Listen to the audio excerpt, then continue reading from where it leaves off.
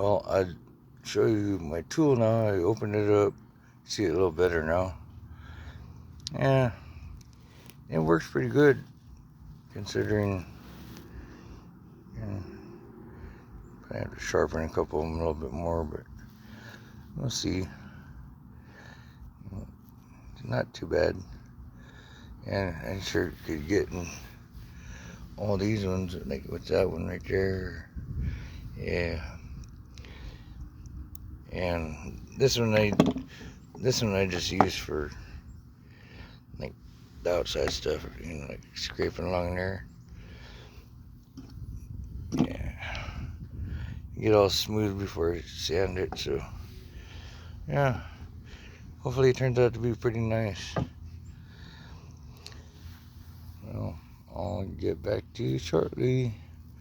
Hopefully I'll be done with this by today.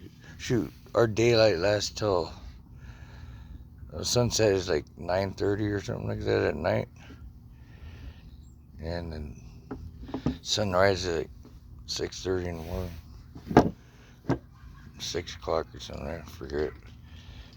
Yeah, we're like up to 18 something hours of daylight now, and it's still cold out.